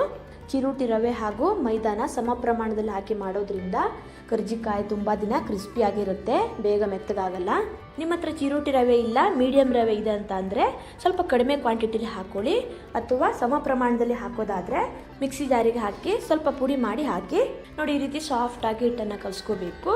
ಈ ರೀತಿ ಸಾಫ್ಟಾಗಿ ಕಲಿಸ್ಕೊಂಡ್ರೆ ಕರ್ಜಿಕಾಯಿ ತುಂಬಾ ಚೆನ್ನಾಗಿ ಬರುತ್ತೆ. ಇದನ್ನು ಇವಾಗ 15 ನಿಮಿಷ ಹಾಗೆ ಪಕ್ಕದಲ್ಲಿ ಇಡ್ತಾ ಇದ್ದೀನಿ. ನೆಕ್ಸ್ಟ್ ಇವಾಗ ಹೂರಣನ ಹೇಗೆ ಮಾಡೋದಂತ ನೋಡೋಣ. ನಾನಿಲ್ಲಿ ಒಂದು ಮಿಕ್ಸಿ ಜಾರಿಗೆ 1/2 ಕಪ್ ಆಗುವಷ್ಟು ಹುರಿಗಡ್ಲೆನ ಹಾಕೋತಾ ಇದ್ದೀನಿ. ಹುರಿಗಡ್ಲೆನ ನುಣ್ಣಗೆ ಪುಡಿ ಮಾಡ್ಕೋಬೇಕು. ನೋಡಿ, ಈ ರೀತಿ ನುಣ್ಣಗೆ ಪುಡಿ ಮಾಡ್ಕೊಂಡಿದ್ದನ್ನು ಒಂದು ಮಿಕ್ಸಿಂಗ್ ಬೌಲ್ಗೆ ಹಾಕಿಡ್ತಾ ಇದ್ದೀನಿ. ನೆಕ್ಸ್ಟ್ ಇವಾಗ ಅದೇ ಮಿಕ್ಸಿಂಗ್ ಬೌಲ್ಗೆ 3/4 ಕಪ್ ಆಗುವಷ್ಟು ಸಕ್ಕರೆನ ಹಾಕ್ತಾ ಇದ್ದೀನಿ. ಹಾಗೆ 4 ಏಲಕ್ಕಿನ ಸಿಪ್ಪೆ ತೆಗೆದು ಸೇರಿಸ್ಕೊತಾ ಇದ್ದೀನಿ. ಏಲಕ್ಕಿ ಹಾಕೋದ್ರಿಂದ ಕರ್ಜಿಕಾಯಿ ಫ್ಲೇವರ್ ಚೆನ್ನಾಗಿ ಬರುತ್ತೆ. ನಿಮಗೆ ಸಕ್ಕರೆ ಬೇಡ ಅಂತ ಅಂದರೆ ಸಕ್ಕರೆ ಬದಲು ಬೆಲ್ಲನೂ ಕೂಡ ಪುಡಿ ಮಾಡಿ ಸೇರಿಸ್ಕೋಬಹುದು. ಸಕ್ಕರೆ ಮತ್ತು ಏಲಕ್ಕಿನ ಪುಡಿ ಮಾಡ್ಕೊಂಡಾದ್ಮೇಲೆ ಹುರಿಗಡ್ಲೆ ಪುಡಿ ಮಾಡಿಟ್ಟಿದ್ನಲ್ಲ ಅದೇ ಮಿಕ್ಸಿಂಗ್ ಬೌಲ್ಗೆ ಹಾಕೋತಾ ಇದ್ದೀನಿ. ನಂತರ ನಾನಿಲ್ಲಿ 2 ಕಪ್ ಆಗುವಷ್ಟು ಒಣ ಕೊಬ್ಬರಿನ ಚಿಕ್ಕದಾಗಿ ತುರ್ಕೊಂಡು ಸೇರಿಸ್ಕೊತಾ ಇದ್ದೀನಿ.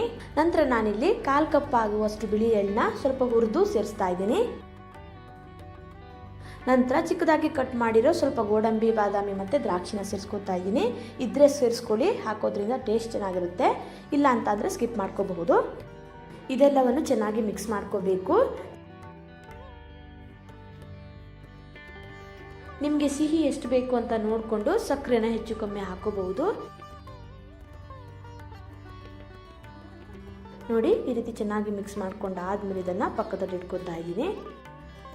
ನೋಡಿ, 15 ನಿಮಿಷ ಆಗಿದೆ. ಹಿಟ್ಟು ಸಾಫ್ಟ್ ಆಗಿದೆ. ಚೆನ್ನಾಗಿ ಒಂದ್ಸಲ ಇದನ್ನು ನಾದ್ಕೋತಾ ಇದ್ದೀನಿ. ಹಿಟ್ಟನ್ನು ಆಲ್ರೆಡಿ ಚೆನ್ನಾಗಿ ನಾದಿರೋದ್ರಿಂದ ತುಂಬ ಹೊತ್ತು ನಾದೋದು ಬೇಡ, ಜಸ್ಟ್ ಒಂದ್ಸಲ ನಾದ್ಕೊಂಡ್ರೆ ಸಾಕು. ಸ್ವಲ್ಪ ಹಿಟ್ಟನ್ನು ತಗೊಂಡು ಉಂಡೆನ ಮಾಡಿ ಹಿಟ್ಟನ್ನು ನಾದ್ಕೋಬೇಕು. ಪೂರಿ ಮಾಡಲಿಕ್ಕೆಲ್ಲ ಎಷ್ಟು ಹಿಟ್ಟು ತಗೋತೀವಲ್ಲ ಅಷ್ಟು ಹಿಟ್ಟನ್ನು ತಗೊಂಡು ಪೂರಿಗೆಲ್ಲ ಹೇಗೆ ಲಡ್ಸ್ಕೋತೀವಲ್ಲ ಅದೇ ರೀತಿ ಲಡ್ಸ್ಕೊಂಡ್ರೆ ಆಯಿತು. ತುಂಬಾ ಸುಲಭ. ನಾನಿಲ್ಲಿ ಲಡ್ಸ್ಕೊಳ್ಳಿಕ್ಕೆ ಸ್ವಲ್ಪ ಮೈದಾ ಹಿಟ್ಟನ್ನು ಹಾಕೋತಾ ಇದ್ದೀನಿ. ತುಂಬ ದಪ್ಪ ಮಾಡಿ ಲಡ್ಸ್ಕೋಬಾರ್ದು, ಸ್ವಲ್ಪ ತೆಳ್ಳಗಿನೇ ಲಡ್ಸ್ಕೋಬೇಕು.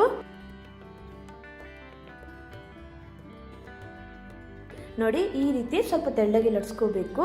ನಾನಿಲ್ಲಿ ಕರ್ಜಿಕಾಯಿ ಮಾಡ್ಕೊಳ್ಳಿಕ್ಕೆ ಮೋಲ್ಡನ್ನು ತೊಗೊಂಡಿದ್ದೀನಿ. ಮೋಲ್ಡ್ಗೆ ಸ್ವಲ್ಪ ಎಣ್ಣೆನ ಹಚ್ಕೋಬೇಕು. ಎಣ್ಣೆ ಹಚ್ಚೋದ್ರಿಂದ ಹಿಟ್ಟು ಅಂಟ್ಕೊಳ್ಳಲ್ಲ, ಈಸಿಯಾಗಿ ತೆಗಿಬಹುದು. ನಂತರ ಮೋಲ್ಡನ್ನು ಸ್ವಲ್ಪ ಬೆಂಡ್ ಮಾಡಿ ಲಡ್ಸ್ಕೊಂಡಿರೋ ಹಿಟ್ಟನ್ನು ಇದರ ಮೇಲಿಟ್ಟು ಹೂರಣನ ಹಾಕೋಬೇಕು. ಜಾಸ್ತಿ ಹೂರಣ ಹಾಕ್ಲಿಕ್ಕಿಲ್ಲ, 1 ರಿಂದ 2 ಚಮಚ ಆಗುವಷ್ಟು ಹೂರಣ ಹಾಕೊಂಡ್ರೆ ಸಾಕು. ಹೂರಣ ಜಾಸ್ತಿ ಹಾಕಿದ್ರೆ ಫೋಲ್ಡ್ ಮಾಡಲಿಕ್ಕೆ ಕಷ್ಟ ಆಗುತ್ತೆ. ನೋಡಿ, ಈ ರೀತಿ 2 ಕಡೆಯಿಂದನೂ ಗಟ್ಟಿಯಾಗಿ ಪ್ರೆಸ್ ಮಾಡ್ಕೋಬೇಕು. ನೋಡಿ, ಈ ರೀತಿ ಗಟ್ಟಿಯಾಗಿ ಪ್ರೆಸ್ ಮಾಡಿದ್ಮೇಲೆ ಎಕ್ಸ್ಟ್ರಾ ಉಳಿದಿರೋ ಹಿಟ್ಟನ್ನು ತೆಗೆದ್ರಾಯ್ತು. ನೋಡಿ, ಎಷ್ಟು ಈಸಿಯಾಗಿ ಕರ್ಜಿಕಾಯಿನ ಮಾಡ್ಕೋಬಹುದು. ಎಷ್ಟು ಚೆನ್ನಾಗಿ ಕಾಣಿಸ್ತಾ ಇದೆ ಅಲ್ವಾ? ನೋಡಿ, ಈ ರೀತಿ ಮೋಲ್ಡಲ್ಲಿ ತುಂಬಾ ಈಸಿಯಾಗಿ ಬೇಗನೆ ಕರ್ಜಿಕಾಯಿನ ಮಾಡ್ಕೋಬಹುದು. ಮೋಲ್ಡ್ ಇಲ್ಲದೆ ಕರ್ಜಿಕಾಯಿನ ಹೇಗೆ ಮಾಡೋದು ಅಂತ ನೋಡೋಣ. ಈ ರೀತಿ ಹಿಟ್ಟನ್ನು ಲಡ್ಸಿಟ್ಕೊಂಡ್ಮೇಲೆ ಮಧ್ಯದಲ್ಲಿ ಹೂರಣನ ಹಾಕೋಬೇಕು. ಹೂರಣನ ಈ ರೀತಿ ಮಧ್ಯದಲ್ಲಿಟ್ಟು 2 ಕಡೆ ಎಡ್ಜಸ್ಸನ್ನು ಕ್ಲೋಸ್ ಮಾಡ್ಕೋಬೇಕು. ಹೂರಣ ಎಲ್ಲೂ ಹೊರಗಡೆ ಬರಬಾರ್ದು. ಒಂದು ವೇಳೆ ಸರಿಯಾಗಿ ಅಂಟ್ಕೋತಾ ಇಲ್ಲ ಅಂದರೆ ಸ್ವಲ್ಪ ನೀರು ಹಾಕಿ ಕೂಡ ಎಡ್ಜಸ್ಸನ್ನು ಕ್ಲೋಸ್ ಮಾಡ್ಕೋಬಹುದು. ನೋಡಿ, ಈ ರೀತಿ ಎಡ್ಜಸ್ಸನ್ನೆಲ್ಲ ಕ್ಲೋಸ್ ಮಾಡ್ಕೊಂಡಾದ್ಮೇಲೆ ಫೋರ್ಕ್ ಸಹಾಯದಿಂದ ಈ ರೀತಿ ಡಿಸೈನ್ನ ಮಾಡ್ಕೋಬಹುದು. ನೋಡಿ, ಇದು ಕೂಡ ಆಗಿದೆ. ತುಂಬಾ ಈಸಿಯಾಗಿ ಮಾಡ್ಕೋಬಹುದು. ನಾನು ಎಣ್ಣೆನ ಆಲ್ರೆಡಿ ಕಾಯ್ಲಿಕ್ಕೆ ಇಟ್ಟಿದ್ದೆ. ಎಣ್ಣೆ ಮೀಡಿಯಮ್ ಆಗಿ ಕಾದ್ಮೇಲೆ ಒಂದೊಂದಾಗಿ ಎಣ್ಣೆಲಿ ಬಿಟ್ಟರೆ ಆಯಿತು. ಎಣ್ಣೆನ ಜಾಸ್ತಿ ಕಾಯಿಸ್ಕೊಂಡ್ರೆ ಹಾಕಿದ ತಕ್ಷಣ ಕಪ್ಪಗಾಗ್ಬಿಡುತ್ತೆ. ಹಾಗಾಗಿ ಮೀಡಿಯಮ್ ಆಗಿ ಕಾಯಿಸ್ಕೊಂಡಿರಬೇಕು. ಗ್ಯಾಸ್ನ ಮೀಡಿಯಮ್ ಫ್ಲೇಮಲ್ಲಿ ಇಟ್ಕೊಂಡು ಇದನ್ನು ಫ್ರೈ ಮಾಡ್ಕೊಳ್ಳಿ. 2 ಕಡೆ ಚೆನ್ನಾಗಿ ಮಗ್ಚಿ ಫ್ರೈ ಮಾಡ್ಕೋಬೇಕು. ಈ ರೀತಿ ತಿರುಗಿಸ್ತಾ ಫ್ರೈ ಮಾಡ್ಕೊಳ್ಳೋದ್ರಿಂದ ಎಲ್ಲ ಕಡೆ ಸರಿಯಾಗಿ ಫ್ರೈ ಆಗೋದಲ್ಲದೆ ಒಂದೇ ಕಲರಲ್ಲಿರುತ್ತೆ.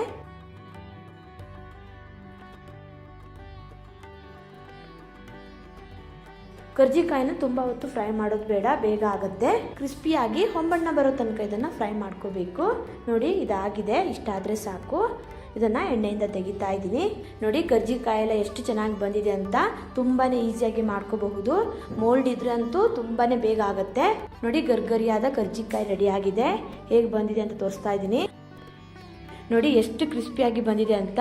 ತುಂಬಾ ಚೆನ್ನಾಗಿ ಬಂದಿದೆ. ಹೂರಣ ಎಲ್ಲ ಎಷ್ಟು ಚೆನ್ನಾಗಿ ತುಂಬಿಕೊಂಡಿದೆ ಅಂತ. ಪೂರಿ ಉಂಡೆ ಅಥವಾ ಮಂಡಕ್ಕಿ ಉಂಡೆನ ಹೇಗೆ ಮಾಡೋದು ಅಂತ ತೋರಿಸ್ಕೊಡ್ತಾ ಇದ್ದೀನಿ. ಕೇವಲ 2 ಪದಾರ್ಥನ ಹಾಕಿ ತುಂಬಾ ಈಸಿಯಾಗಿ ಕೇವಲ 5 ನಿಮಿಷದಲ್ಲಿ ಈ ಲಡ್ಡುನ ಮಾಡ್ಕೋಬಹುದು.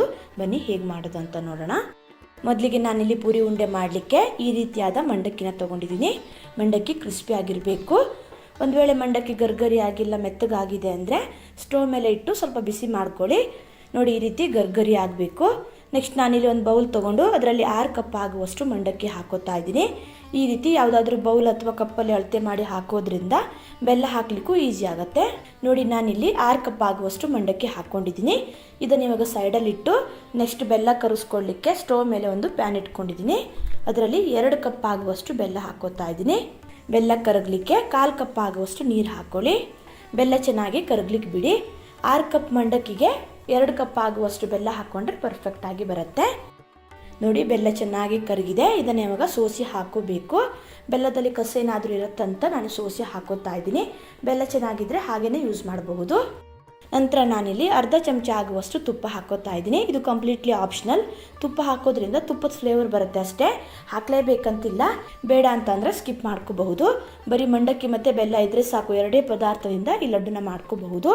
ಬೆಲ್ಲನ ಚೆನ್ನಾಗಿ ಪಾಕ ಮಾಡ್ಕೋಬೇಕು. ಸ್ವಲ್ಪ ಗಟ್ಟಿನೇ ಪಾಕ ಮಾಡ್ಕೋಬೇಕಾಗತ್ತೆ. ಒಂದು ಪ್ಲೇಟಲ್ಲಿ ಸ್ವಲ್ಪ ನೀರು ತೊಗೊಂಡು ಸ್ವಲ್ಪ ಪಾಕನ ಹಾಕಿ ಆವಾಗವಾಗ ಪಾಕನ ಚೆಕ್ ಮಾಡ್ತಾ ಇರಿ. ನೋಡಿ ಈ ರೀತಿ ನೀರಲ್ಲಿ ಸ್ವಲ್ಪ ಪಾಕ ಹಾಕಿದ ತಕ್ಷಣ ಪಾಕ ನೀರಲ್ಲಿ ಹರಡ್ಕೋಬಾರ್ದು, ಗಟ್ಟಿ ಆಗಬೇಕು. ನೋಡಿ ಸ್ವಲ್ಪ ಇದು ಮೆತ್ತಗಿದೆ. ಈ ರೀತಿ ಪ್ರೆಸ್ ಮಾಡಿದಾಗ ಇದು ಗಟ್ಟಿ ಆಗಬೇಕು. ಇದು ಸ್ವಲ್ಪ ಮೆತ್ತಗಿರೋದ್ರಿಂದ ಇನ್ನು ಸ್ವಲ್ಪ ಪಾಕ ಮಾಡ್ಕೋಬೇಕು. ಆಲ್ಮೋಸ್ಟ್ ಪಾಕ ಆಗಿದೆ. ಇನ್ನು ಸ್ವಲ್ಪ ಹೊತ್ತು ಇದನ್ನು ಕುದಿಸ್ಕೊಂಡು ಮತ್ತೆ ನೀರಲ್ಲಿ ಹಾಕಿ ಚೆಕ್ ಮಾಡ್ಕೋತಾ ಇದ್ದೀನಿ. ಪಾಕನ ಸರಿಯಾಗಿ ಮಾಡ್ಕೊಂಡಿಲ್ಲ ಅಂದರೆ ಉಂಡೆ ಬೇಗ ಮೆತ್ತಗಾಗತ್ತೆ, ಗರ್ಗರಿ ಆಗಿರಲ್ಲ. ನೋಡಿ ಈ ರೀತಿ ಪ್ರೆಸ್ ಮಾಡಿದಾಗ ಇದು ಗಟ್ಟಿ ಆಗಬೇಕು. ನೋಡಿ ಸೌಂಡ್ ಸಹ ಬರ್ತಾ ಇದೆ. ನೋಡಿ ಈ ರೀತಿ ಪ್ರೆಸ್ ಮಾಡಿದಾಗ ಒಂದು ಚೂರು ಮೆತ್ತಗಾಗಬಾರ್ದು, ಗಟ್ಟಿಯಾಗಿರಬೇಕು. ಈ ರೀತಿ ಪಾಕನ ಮಾಡ್ಕೊಳ್ಳೋದ್ರಿಂದ ಲಡ್ಡು ತುಂಬಾ ಚೆನ್ನಾಗಿ ಬರುತ್ತೆ. ನೆಕ್ಸ್ಟ್ ಇವಾಗ ಇಮ್ಮಿಡಿಯೇಟ್ ಆಗಿ ಮಂಡಕ್ಕಿನ ಹಾಕೋಬೇಕು. ಮಂಡಕ್ಕಿ ಹಾಕಿ ಚೆನ್ನಾಗಿ ಇದನ್ನು ಮಿಕ್ಸ್ ಮಾಡ್ಕೊಳ್ಳಿ. ಗ್ಯಾಸ್ನ ಲೋ ಫ್ಲೇಮಲ್ಲಿ ಇಟ್ಕೊಂಡೆ ಮಿಕ್ಸ್ ಮಾಡ್ಕೋಬೇಕು. ಪಾಕದಲ್ಲಿ ಮಂಡಕ್ಕಿ ಚೆನ್ನಾಗಿ ಮಿಕ್ಸ್ ಆಗಬೇಕು. ಸರಿಯಾಗಿ ಮಿಕ್ಸ್ ಆಗಿಲ್ಲ ಅಂದರೆ ಉಂಡೆ ಕಟ್ಟಲಿಕ್ಕೆ ಕಷ್ಟ ಆಗುತ್ತೆ, ಸರಿಯಾಗಿ ಅಂಟ್ಕೊಳ್ಳಲ್ಲ. ನೋಡಿ ಈ ರೀತಿ ಚೆನ್ನಾಗಿ ಮಿಕ್ಸ್ ಮಾಡಿದ ಮೇಲೇ ಸ್ಟೋವ್ನ ಆಫ್ ಮಾಡ್ಕೋಬೇಕು. ಮುಂಚೆನೇ ಆಫ್ ಮಾಡಿಕೊಂಡ್ರೆ ಮಂಡಕ್ಕಿ ಹಾಕಿ ಮಿಕ್ಸ್ ಮಾಡುವಷ್ಟರಲ್ಲಿ ಪಾಕ ಗಟ್ಟಿಯಾಗಿಬಿಡುತ್ತೆ. ನಂತರ ಸ್ಟೋವಿಂದ ಇಳಿಸಿ ಚೆನ್ನಾಗಿ ಒಂದ್ಸಲ ಮಿಕ್ಸ್ ಮಾಡಿಕೊಂಡು ಇಮ್ಮಿಡಿಯೇಟ್ ಆಗಿ ಬೇಗನೆ ಉಂಡೆನ ಮಾಡ್ಕೋಬೇಕು. ಲೇಟ್ ಮಾಡಿದರೆ ಗಟ್ಟಿ ಆಗಿಬಿಡುತ್ತೆ. ಬಿಸಿ ಇರೋದ್ರಿಂದ ಹಾಗೆಯೇ ಉಂಡೆ ಕಟ್ಕೊಳ್ಳಿಕ್ಕೆ ಹೋಗ್ಬಿಡಿ, ಕೈ ಸುಡುತ್ತೆ. ನೋಡಿ ಈ ರೀತಿ ಕೈಗೆ ಸ್ವಲ್ಪ ನೀರನ್ನು ಹಚ್ಕೊಂಡು ಸ್ವಲ್ಪ ಮಿಕ್ಸ್ಚರ್ನ ತೊಗೊಂಡು ನೋಡಿ ಈ ರೀತಿ ಉಂಡೆನ ಮಾಡಿಕೊಂಡ್ರೆ ಆಯಿತು. ನಿಮಗೆ ಉಂಡೆ ಯಾವ ಸೈಜಲ್ಲಿ ಬೇಕು ಅಂತ ನೋಡಿಕೊಂಡು ಅಷ್ಟು ಮಿಕ್ಸ್ಚರ್ನ ತೊಗೊಂಡು ನೋಡಿ ಈ ರೀತಿ ಬೇಗನೆ ಉಂಡೆನ ಮಾಡ್ಕೊಳ್ಳಿ. 2 ಕೈಯಿಂದ ನೋಡಿ ಈ ರೀತಿ ಟೈಟಾಗಿ ಪ್ರೆಸ್ ಮಾಡ್ತಾ ಉಂಡೆ ಮಾಡಿಕೊಂಡ್ರೆ ಆಯಿತು. ನೋಡಿ ಇದು ರೆಡಿ ಆಗಿದೆ. ಎಷ್ಟು ಈಸಿಯಾಗಿ ಮಾಡ್ಕೋಬಹುದಲ್ವಾ. ಒಂದು ವೇಳೆ ಈ ಮಿಕ್ಸ್ಚರ್ ಗಟ್ಟಿ ಆಯಿತು, ಉಂಡೆ ಮಾಡಲಿಕ್ಕೆ ಆಗಲ್ಲ ಅಂದರೆ ಸ್ಟೋವ್ ಮೇಲೆ ಇಟ್ಟು 1 ರಿಂದ 2 ನಿಮಿಷ ಲೋ ಫ್ಲೇಮಲ್ಲಿಟ್ಟು ಬಿಸಿ ಮಾಡ್ಕೊಳ್ಳಿ. ಬೆಲ್ಲ ಕರಗಿ ಆಮೇಲೆ ಈಸಿಯಾಗಿ ಉಂಡೆನ ಮಾಡ್ಕೋಬಹುದು. ನೋಡಿ ನಾನಿಲ್ಲಿ ಸ್ಟೋವ್ ಮೇಲೆ ಇಟ್ಟು ಸ್ವಲ್ಪ ಬಿಸಿ ಮಾಡ್ಕೊಂಡಿದ್ದೀನಿ. ನೋಡಿ ಇವಾಗ ಈಸಿಯಾಗಿ ಲಡ್ಡು ಮಾಡ್ಕೋಬಹುದು.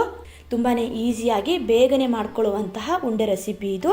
ಮನೆಯಲ್ಲಿ ಮಂಡಕ್ಕಿ ಇದ್ದರೆ ಬೆಲ್ಲದ ಪಾಕನ ಮಾಡಿಕೊಂಡು ಕೇವಲ 5 ನಿಮಿಷದಲ್ಲಿ ಈ ಉಂಡೆನ ಮಾಡ್ಕೋಬಹುದು. ತಿನ್ನಲಿಕ್ಕೆ ತುಂಬಾ ರುಚಿಯಾಗಿರುತ್ತೆ. ಅದು ಅಲ್ಲದೆ ಬೇಗ ಹಾಳಾಗಲ್ಲ, ತುಂಬ ದಿನ ಇಟ್ಟು ತಿನ್ನಬಹುದು. ನೋಡಿ ಪೂರಿ ಉಂಡೆ ಅಥವಾ ಮಂಡಕ್ಕಿ ಉಂಡೆ ರೆಡಿ ಆಗಿದೆ. ಹಬ್ಬಕ್ಕೆ ಮಾಡುವಂತಹ ಅತ್ಯಂತ ಸಾಂಪ್ರದಾಯಿಕ ಮತ್ತು ರುಚಿಕರವಾದ ಪಾಕದ ರವೆ ಲಡ್ಡುನ ಯಾವ ರೀತಿ ಮಾಡೋದಂತ ತೋರಿಸ್ಕೊಡ್ತಾ ಇದ್ದೀನಿ. ಹಾಲು ಹಾಕದೆ ಸಕ್ಕರೆ ಪಾಕನ ಬಳಸಿ ಮಾಡುವ ಈ ಲಡ್ಡು ಬೇಗ ಹಾಳಾಗದೆ 3 ರಿಂದ 4 ವಾರದವರೆಗೆ ಇಟ್ಟು ತಿನ್ನಬಹುದು. ತುಂಬಾ ಚೆನ್ನಾಗಿರುತ್ತೆ. ಬಾಲಿಟ್ರೆ ಹಾಗೆ ಕರ್ಗೋಗ್ಬಿಡುತ್ತೆ, ಅಷ್ಟು ಚೆನ್ನಾಗಿರುತ್ತೆ. ಬನ್ನಿ ಈ ರುಚಿಯಾದ ಪಾಕದ ರವೆ ಲಡ್ಡುನ ಯಾವ ರೀತಿ ಮಾಡೋದಂತ ನೋಡೋಣ.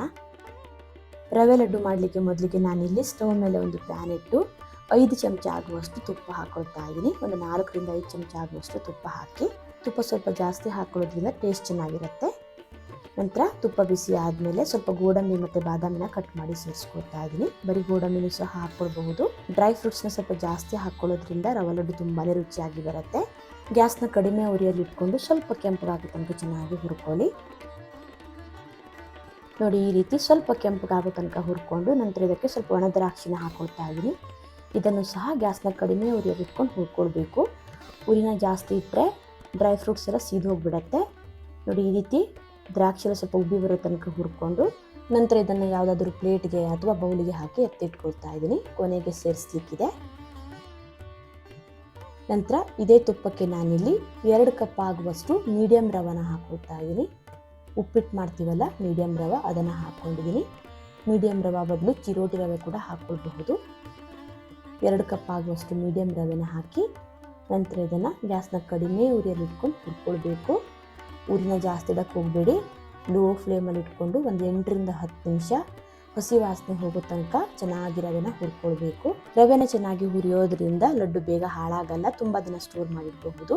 ಹಾಗೆ ಟೇಸ್ಟ್ ಕೂಡ ತುಂಬಾ ಚೆನ್ನಾಗಿರುತ್ತೆ. ತಿನ್ನುವಾಗ ಹಸಿ ವಾಸನೆ ಬರಲ್ಲ. ಎಲ್ಲಿವರೆಗೆ ರವೆನ ಹುರ್ಕೊಳ್ಬೇಕು ಅಂದರೆ ಹುರಿದಿರೋ ಘಮ ಮನೆಯೆಲ್ಲ ತುಂಬಿಕೊಳ್ಬೇಕು. ಅಷ್ಟರ ತನಕ ರವೆನ ಚೆನ್ನಾಗಿ ಹುರ್ಕೊಳ್ಬೇಕು. ಒಂದು 8ರಿಂದ 10 ನಿಮಿಷ ಆದರೂ ಗ್ಯಾಸ್ನ ಕಡಿಮೆ ಉರಿಯಲ್ಲಿ ಇಟ್ಕೊಂಡು ಹುರ್ಕೊಳ್ಬೇಕು. ರವೆ ಕಲರ್ ಚೇಂಜ್ ಆಗೋದಾಗಲಿ ಅಥವಾ ಕೆಂಪು ಆಗೋದಾಗಲಿ ಆಗಬಾರ್ದು. ನೋಡಿ, ಈ ರೀತಿ ಬೆಳ್ಳಗೆ ಇರಬೇಕು. ಬೇಕಿದ್ರೆ ನೀವು ಇದಕ್ಕೆ ಸ್ವಲ್ಪ ಕೊಬ್ಬರಿನೂ ಸಹ ಹಾಕಿ ಹುರ್ಕೊಳ್ಬಹುದು. ನಾನಿಲ್ಲಿ ಕೊಬ್ಬರಿ ಬಳಸ್ತಾ ಇಲ್ಲ.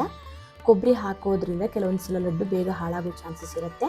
ತುಂಬ ದಿನ ಸ್ಟೋರ್ ಮಾಡೋದಾದರೆ ಕೊಬ್ಬರಿನ ಸ್ಕಿಪ್ ಮಾಡ್ಕೊಳ್ಳಿ. ಹೀಗೆ ಒಂದು 8ರಿಂದ 10 ನಿಮಿಷ ರವೆನ ಚೆನ್ನಾಗಿ ಹುರ್ಕೊಂಡು ಸ್ಟವ್ನ ಆಫ್ ಮಾಡಿ ಇದನ್ನು ಒಂದು ಪ್ಲೇಟಿಗೆ ಹಾಕಿ ಎತ್ತಿಟ್ಕೊಳ್ತಾ ಇದ್ದೀನಿ. ಅದೇ ಪ್ಯಾನಲ್ಲಿ ಇಟ್ಟರೆ ಪ್ಯಾನ್ ಬಿಸಿರೋದ್ರಿಂದ ತಳದಲ್ಲಿ ಸೀದು ಹೋಗ್ಬಿಡುತ್ತೆ, ರವೆ ಕಲರ್ ಚೇಂಜ್ ಆಗಿಬಿಡುತ್ತೆ.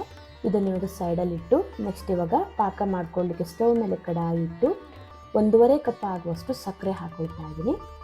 2 ಕಪ್ ರವೆಗೆ 1.5 ಕಪ್ ಆಗುವಷ್ಟು ಸಕ್ಕರೆ ಹಾಕ್ಕೊಳ್ಬೇಕು. ಹಾಗೆ 1 ಕಪ್ ಆಗುವಷ್ಟು ನೀರು ಹಾಕ್ಕೊಳ್ಳಿ. ಅಂದರೆ ಸಕ್ಕರೆ ಮುಳುಗುವಷ್ಟು ನೀರು ಹಾಕ್ಕೊಂಡ್ರೆ ಸಾಕು. 2 ಕಪ್ ರವೆಗೆ 1.5 ಕಪ್ ಆಗುವಷ್ಟು ಸಕ್ಕರೆ, 1 ಕಪ್ ಆಗುವಷ್ಟು ನೀರು ಹಾಕ್ಕೊಂಡ್ರೆ ಪರ್ಫೆಕ್ಟ್ ಆಗಿರುತ್ತೆ. ನಂತರ ಸಕ್ಕರೆ ಕರಗಿ ಕುದಿಲಿಕ್ಕೆ ಬಿಡಿ. ಇದನ್ನು ಇವಾಗ ಒಂದೆಳೆ ಪಾಕ ಬರೋ ತನಕ ಚೆನ್ನಾಗಿ ಕುದಿಸ್ಕೊಳ್ಬೇಕು. ಪಾಕನ ಜಾಸ್ತಿ ಮಾಡ್ಕೊಳ್ಳಿಕ್ಕೆ ಹೋಗಬೇಡಿ. ಪಾಕ ಗಟ್ಟಿ ಆದರೆ ರವೆ ಲಡ್ಡು ಕಟ್ಲಿಕ್ಕೆ ಕಷ್ಟ ಆಗಬಹುದು. ಹಾಗೆ ಲಡ್ಡು ಕೂಡ ಗಟ್ಟಿ ಆಗಿಬಿಡುತ್ತೆ. ಒಂದು 2ರಿಂದ 3 ನಿಮಿಷ ನೋಡಿ, ಈ ರೀತಿ ಕುದಿಸ್ಕೊಂಡ್ಮೇಲೆ ನೋಡಿ ಹೀಗೆ ಚೆಕ್ ಮಾಡಿ ನೋಡಿ, ಇದು ಒಂದೆಳೆ ಪಾಕ ಬರಬೇಕು. ನೋಡಿ, ಈ ರೀತಿ ಒಂದೆಳೆ ಪಾಕ ಬಂದರೆ ಪರ್ಫೆಕ್ಟ್ ಆಗಿರುತ್ತೆ. ಒಂದು ವೇಳೆ ಪಾಕ ಸ್ವಲ್ಪ ಗಟ್ಟಿ ಆಯಿತು ಅನಿಸಿದರೆ 1 ಅಥವಾ 2 ಚಮಚ ಆಗುವಷ್ಟು ನೀರನ್ನು ಸೇರಿಸ್ಕೊಳ್ಳಿ. ಹೀಗೆ ಪಾಕನ ರೆಡಿ ಮಾಡಿಕೊಂಡು ಒಂದು ಅರ್ಧ ಚಮಚ ಆಗುವಷ್ಟು ಏಲಕ್ಕಿ ಪುಡಿನ ಹಾಕ್ಕೊಳ್ತಾ ಇದ್ದೀನಿ. ಹಾಗೆ ಹುರಿದಿರೋ ರವೆ ಮತ್ತು ಡ್ರೈ ಫ್ರೂಟ್ಸ್ನೆಲ್ಲ ಸೇರಿಸ್ಕೊಳ್ತಾ ಇದ್ದೀನಿ. ಸ್ಟವ್ನ ಆಫ್ ಮಾಡಿಕೊಂಡು ಚೆನ್ನಾಗಿ ಇದನ್ನು ಮಿಕ್ಸ್ ಮಾಡ್ಕೊಳ್ಳಿ. ರವೆ ಸಕ್ಕರೆ ಪಾಕದಲ್ಲಿ ಚೆನ್ನಾಗಿ ಮಿಕ್ಸ್ ಆಗಬೇಕು. ನೋಡಿ, ಈ ರೀತಿ ಗಂಟಿಂದ ಚೆನ್ನಾಗಿ ಮಿಕ್ಸ್ ಮಾಡ್ಕೊಳ್ಳಿ. ರವೆ ಚೆನ್ನಾಗಿ ಹುರಿದಿರೋದ್ರಿಂದ ಗಂಟೇನಾಗಲ್ಲ. ನೋಡಿ, ಈ ರೀತಿ ಚೆನ್ನಾಗಿ ಮಿಕ್ಸ್ ಮಾಡ್ತಾ ಹೋದಾಗ ಇದು ಸ್ವಲ್ಪ ತೆಳುವಾಗಿದೆ ಅನಿಸಿದ್ರು ನಿಮಗೆ, ಆಮೇಲೆ ಸ್ವಲ್ಪ ಹೊತ್ತು ಇಟ್ಟ ಮೇಲೆ ಅಂದರೆ ತಣದ ಮೇಲೆ ಗಟ್ಟಿ ಆಗುತ್ತೆ. ನೋಡಿ, ಇವಾಗ ಈ ಹದದಲ್ಲಿದೆ. ಒಂದು 15ರಿಂದ 20 ನಿಮಿಷ ಹಾಗೆ ಬಿಡಬೇಕು. ನೋಡಿ, ಈ ರೀತಿ ಚೆನ್ನಾಗಿ ಇದನ್ನು ಮಿಕ್ಸ್ ಮಾಡ್ಕೊಳ್ಳಿ.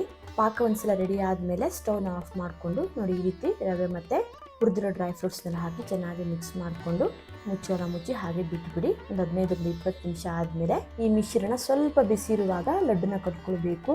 ತುಂಬ ತಣಿಲಿಕ್ಕೆ ಬಿಡಬೇಡಿ. ಅವಾಗವಾಗ ನೋಡಿ, ಈ ರೀತಿ ಮಿಕ್ಸ್ ಮಾಡ್ತಾನೆ ಇರಬೇಕು. ರವೆ ಪಾಕನೆಲ್ಲ ಹೀರ್ಕೊಂಡು ಮೆದುವಾಗುತ್ತೆ. ನಂತರ ಇದನ್ನು ಈಸಿಯಾಗಿ ಲಡ್ಡು ಕಟ್ಕೊಳ್ಬಹುದು. ತುಂಬ ಡ್ರೈ ಆಗೋ ತನಕ ಬಿಡಬೇಡಿ. ನೋಡಿ, ಈ ರೀತಿ ಚೆನ್ನಾಗಿ ಮಿಕ್ಸ್ ಮಾಡಿಕೊಂಡು ನೆಕ್ಸ್ಟ್ ಇವಾಗ ಲಡ್ಡು ಕಟ್ಕೊಂಡ್ರೆ ಆಯಿತು. ಕೈಗೆ ಸ್ವಲ್ಪ ತುಪ್ಪ ಹಚ್ಕೊಳ್ತಾ ಇದ್ದೀನಿ. ನೆಕ್ಸ್ಟ್ ಇವಾಗ ಲಡ್ಡು ಕಟ್ಕೊಂಡ್ರೆ ಆಯಿತು. ಲಡ್ಡು ಯಾವ ಸೈಜಲ್ಲಿ ಬೇಕು ಅಂತ ನೋಡಿಕೊಂಡು ಅಷ್ಟು ಮಿಶ್ರಣ ತಗೊಂಡು ಉಂಡೆ ಕಟ್ಕೊಂಡ್ರೆ ಆಯಿತು. ಲಡ್ಡು ಚಿಕ್ಕದು ಬೇಕಿದ್ರೆ ಚಿಕ್ಕದು, ದೊಡ್ಡದು ಬೇಕಿದ್ರೆ ದೊಡ್ಡದು ಮಾಡ್ಕೊಳ್ಬಹುದು. ನಾನಿಲ್ಲಿ ಮೀಡಿಯಮ್ ಸೈಜ್ ಮಾಡ್ಕೊಳ್ತಾ ಇದ್ದೀನಿ. ನೋಡಿ, ಈ ರೀತಿ ಕೈಯಿಂದ ಪ್ರೆಸ್ ಮಾಡ್ತಾನೆ ಉಂಡೆ ಮಾಡ್ಕೊಳ್ಳಿ. ಬೇಕಿದ್ರೆ 2 ಕೈಯಿಂದ ಪ್ರೆಸ್ ಮಾಡ್ಕೊಂಡು ಮಾಡ್ಕೊಳ್ಬಹುದು. ನೋಡಿ, ಎಷ್ಟು ಚೆನ್ನಾಗಿ ಬಂದಿದೆ ಅಂತ. ಒಂದು ಚೂರು ಕ್ರ್ಯಾಕ್ ಆಗಲಿ ಏನೂ ಬರ್ತಾ ಇಲ್ಲ. ಎಷ್ಟು ಚೆನ್ನಾಗಿ ಬಂದಿದೆ ನೋಡಿ. ಒಂದು ವೇಳೆ ಪಾಕ ಗಟ್ಟಿಯಾಗಿದೆ, ಸರಿಯಾಗಿ ಕಟ್ಟಲಿಕ್ಕೆ ಆಗ್ತಾ ಇಲ್ಲ ಅಂದರೆ 1-2 ಚಮಚ ಆಗುವಷ್ಟು ತುಪ್ಪನ ಬಿಸಿ ಮಾಡಿ ಕೂಡ ಹಾಕ್ಕೊಳ್ಬಹುದು. ಹಾಲು ಅಥವಾ ನೀರು ಹಾಕ್ಕೊಳ್ಳಿಕ್ಕೆ ಹೋಗಬೇಡಿ, ಬಿಸಿನೀರು ಹಾಕ್ಕೊಳ್ಬಹುದು. ಹಾಲು ಹಾಕಿದರೆ ಲಡ್ಡು ಬೇಗ ಹಾಳಾಗತ್ತೆ. ಒಂದು 4ರಿಂದ 5 ದಿನ ಇಡ್ಬೋದು ಅಷ್ಟೇ. ನೋಡಿ, ಈ ರೀತಿ ಲಡ್ಡು ಯಾವ ಸೈಜಲ್ಲಿ ಬೇಕು ಅಂತ ನೋಡಿಕೊಂಡು ಅಷ್ಟು ಮಿಶ್ರಣನ ತೊಗೊಂಡು ನೋಡಿ, ಈ ರೀತಿ 2 ಕೈಯಿಂದ ಪ್ರೆಸ್ ಮಾಡ್ಕೊಂಡು ಉಂಡೆ ಮಾಡಿದರೆ ಆಯಿತು. ಎಷ್ಟು ಚೆನ್ನಾಗಿ ಬರ್ತಾ ಇದೆ ನೋಡಿ. ಹೀಗೆ ತುಂಬಾ ಸುಲಭದಲ್ಲಿ ಪಾಕದ ರವೆ ಉಂಡೆನ ಮಾಡ್ಕೊಳ್ಬಹುದು. ಯಾವುದೇ ಹಬ್ಬಕ್ಕಾಗಲಿ ಅಥವಾ ಏನಾದರೂ ಸ್ವೀಟ್ ತಿನ್ಬೇಕನ್ಸಿದಾಗ ಅಥವಾ ಯಾರಾದರೂ ಗೆಸ್ಟ್ ಬಂದಾಗ ತುಂಬಾ ಈಸಿಯಾಗಿ ನೋಡಿ, ಈ ರೀತಿ ಪಾಕದ ರವೆ ಉಂಡೆನ ಮಾಡ್ಕೊಳ್ಬಹುದು. ಕೊಬ್ಬರಿ ಆಗಲಿ ಹಾಲಾಗಲಿ ಏನು ಹಾಕದೇ ಇರೋದ್ರಿಂದ ತುಂಬ ದಿನ ಸ್ಟೋರ್ ಮಾಡಬಹುದು, ಬೇಗ ಹಾಳಾಗಲ್ಲ. ಒಂದು 3ರಿಂದ 4 ವಾರದವರೆಗೂ ಇಡಬಹುದು. ಫ್ರಿಜ್ಜಲ್ಲಿ ಇಡೋದಾದರೆ 1 ತಿಂಗಳಕ್ಕಿಂತ ಜಾಸ್ತಿ ಇಡಬಹುದು. ಲಡ್ಡು ಹೇಗೆ ಬಂದಿದೆ ಅಂತ ಓಪನ್ ಮಾಡಿ ತೋರಿಸ್ತಾ ಇದ್ದೀನಿ. ನೋಡಿ, ಎಷ್ಟು ಚೆನ್ನಾಗಿ ಸಾಫ್ಟಾಗಿ ಬಂದಿದೆ ಅಂತ. ತಣದ ಮೇಲೆ ಇನ್ನು ಸ್ವಲ್ಪ ಗಟ್ಟಿ ಆಗುತ್ತೆ. ಚೆನ್ನಾಗಿ ತಣದ ಮೇಲೆ ಒಂದು ಏರ್ ಟೈಟ್ ಬಾಕ್ಸಲ್ಲಿ ಹಾಕಿಟ್ರೆ ತಿಂಗಳವರೆಗಿಟ್ಟು ತಿನ್ನಬಹುದು. ಹಬ್ಬಕ್ಕೆ ಗರ್ಗರಿಯಾದ ಕೋಡುಬಳೆನ ಹೇಗೆ ಮಾಡೋದು ಅಂತ ತೋರಿಸ್ಕೊಡ್ತಾ ಇದ್ದೀನಿ. ತುಂಬಾ ರುಚಿಯಾಗಿರುತ್ತೆ, ಈಸಿಯಾಗಿ ಮಾಡ್ಕೊಳ್ಬಹುದು. ಬನ್ನಿ ಹೇಗೆ ಮಾಡೋದಂತ ನೋಡೋಣ. ಮೊದಲಿಗೆ ಸ್ಟೋವ್ ಮೇಲೆ ಒಂದು ಪ್ಯಾನ್ ಇಟ್ಟು 1 ಕಪ್ ಆಗುವಷ್ಟು ಅಕ್ಕಿ ಹಿಟ್ಟು ಹಾಕ್ಕೊಳ್ತಾ ಇದ್ದೀನಿ. ಹಾಗೆ ಅದೇ ಕಪ್ನ ಅಳತೆಯಲ್ಲೇ 1/4 ಕಪ್ ಆಗುವಷ್ಟು ಚಿರೋಟಿ ರವೆ ಅಂದರೆ ಸಣ್ಣ ರವೆ ಬರುತ್ತಲ್ಲ ಅದನ್ನು ಹಾಕ್ಕೊಂಡಿದ್ದೀನಿ. ನಂತರ 1-2 ಚಮಚ ಆಗುವಷ್ಟು ಮೈದಾ ಹಿಟ್ಟನ್ನು ಹಾಕ್ಕೊಂಡು ಸ್ವಲ್ಪ ಇದನ್ನು ಬೆಚ್ಚಗೆ ಮಾಡ್ಕೊಳ್ಬೇಕು.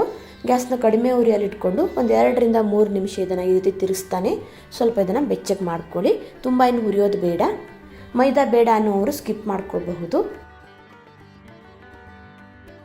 ನೋಡಿ ಈ ರೀತಿ ಸ್ವಲ್ಪ ಬೆಚ್ಚಗಾದರೆ ಸಾಕು, ತುಂಬ ಏನು ಹುರಿಬೇಕಂತಿಲ್ಲ. ಇದನ್ನು ಇವಾಗ ಒಂದು ಮಿಕ್ಸಿಂಗ್ ಬೌಲ್ಗೆ ಟ್ರಾನ್ಸ್ಫರ್ ಮಾಡ್ಕೊಳ್ತಾ ಇದ್ದೀನಿ. ನಂತರ ಒಂದು ಮಿಕ್ಸಿ ಜಾರ್ ತಗೊಂಡು 1/4 ಕಪ್ ಆಗುವಷ್ಟು ಹುರ್ಗಡ್ಲೆ ಹಾಗೆ 1/4 ಕಪ್ ಆಗುವಷ್ಟು ಒಣ ಕೊಬ್ಬರಿ ತುರಿನ ಹಾಕ್ಕೊಳ್ತಾ ಇದ್ದೀನಿ. ಯಾವ ಕಪ್ನ ಅಳತೆಯಲ್ಲಿ ಅಕ್ಕಿ ಹಿಟ್ಟು ಹಾಕ್ಕೊಂಡಿದ್ದೀರಲ್ಲ ಅದೇ ಕಪ್ನ ಅಳತೆಯಲ್ಲಿ ಎಲ್ಲವನ್ನು ಹಾಕ್ಕೊಳ್ಬೇಕು.